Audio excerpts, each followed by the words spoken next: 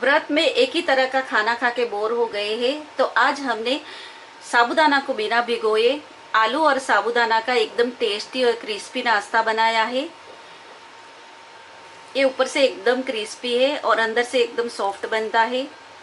तो रेसिपी की शुरुआत करने से पहले वीडियो आपको पसंद आए तो इसे लाइक करें, शेयर करें और मेरे चैनल को सब्सक्राइब करना ना भूलें। बेल आइकन को क्लिक करें ताकि आने वाले वीडियो की नोटिफिकेशन आपको मिलती रहे। तो रेसिपी की शुरुआत करते हैं और बनाते हैं साबूदाने को बिना भिगोए साबूदाना और आलू का एकदम चटपटा और टेस्टी नाश्ता, और साथ में फराली चटनी। 3 मीडियम साइज का आलू लिया है, इसे मैंने उबाल लिया है और इसका छिलका निकाल के इसे ठंडा कर लिया है। इसे कद्दूकस कर लेते हैं।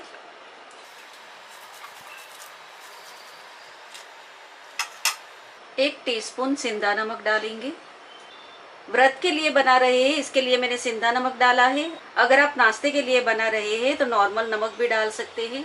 आधी टीस्पून जीरा, 1/4 टीस्पून काला नमक, 1 टीस्पून हरी मिर्ची की पेस्ट। इसके बदले में आप मिर्ची को बारीक चॉप करके भी डाल सकते हैं। 1 टीस्पून अदरक की पेस्ट, अदरक को भी आप बारीक चॉप करके डाल सकते हैं। 2 टेबलस्पून मूंगफली का पाउडर डालेंगे। मूंगफली को मैंने भून लिया था, फिर उसका छिलका निकाल के इसका पाउडर बनाया है। साबूदाना को मिक्सी जार में डाल के पाउडर बनाया है, ये पाउडर डालेंगे। मैंने 1/3 कप साबूदाना का पाउडर बनाया है, तो जितना हमें इसमें चाहिए उतना पाउडर डाल के इसका डो जैसा बना लेते हैं।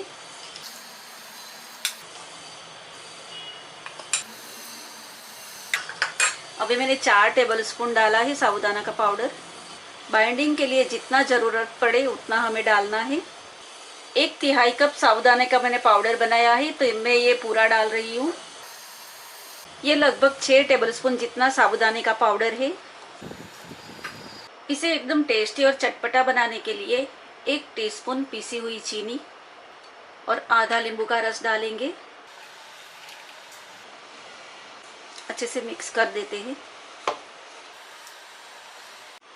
इसका मैंने डो बना लिया है। एक ट्रे ली है मैंने, इसके बदले में आप थाली भी ले सकते हैं। इसे हम तेल से ग्रीस कर लेते हैं। अच्छे से इसे तेल से ग्रीस कर लेंगे। इसे मैंने अच्छे से तेल से ग्रीस कर दिया है। साबूदाना का पाउडर है, इसे हम थोड़ा स्प्रिंकल करेंगे अंदर।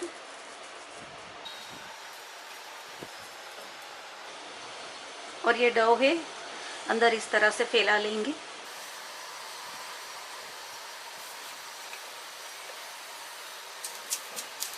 इस तरह से अच्छे से इसे स्प्रेड कर देते हैं।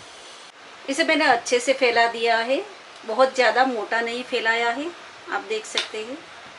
इसके ऊपर थोड़ा सा साबूदाने का पाउडर हम छिड़केंगे। इसे भी अच्छे से चिपका देंगे। फ्रिज में इसे 15 से 20 मिनट सेट होने के लिए रख देंगे।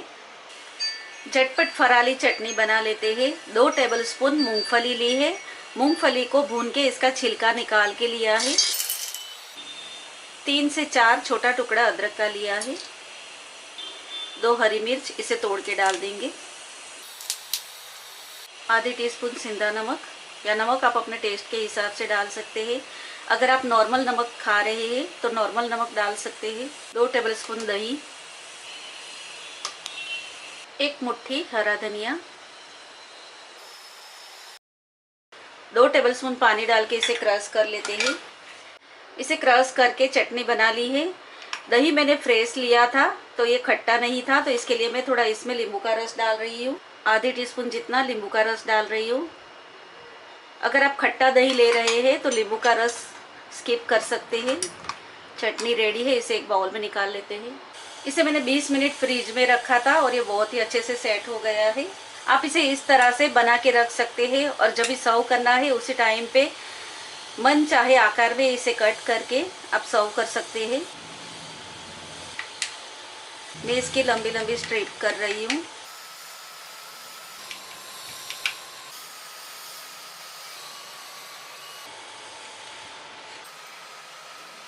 इस तरह से पलटे से इसे निकालेंगे। इस तरह से मैंने लंबी स्ट्रिप कट की है। तेल गरम करने के लिए रख दिया है और ये गरम हो गया है।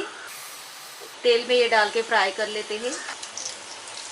मीडियम फ्लेम पे इसे फ्राई करेंगे। थोड़ा फ्राई हो जाने के बाद इसे पलट लेंगे, तुरंत इसे चलाना नहीं है। ये थोड़ा फ्राई हो गया है तो इसे टर्न कर लेते हैं। इस तरह से थोड़ा लाइट कलर चेंज हो जाए उसके बाद इसे टर्न करना है। वापस इसे टर्न करेंगे। इस तरह से उलट पलट के ये थोड़ा लाइट गोल्डन ब्राउन हो जाए और क्रिस्पी हो जाए तब तक इसे फ्राई कर लेते हैं। इसे मैंने उलट पलट के गोल्डन ब्राउन हो जाए तब तक इसे फ्राई कर दिया है। निकाल लेते हैं। इस तरह से पूरा तेल निकाल के लेना है इसे। इस तरह से हम बाकी का भी फ्राई कर लेते हैं।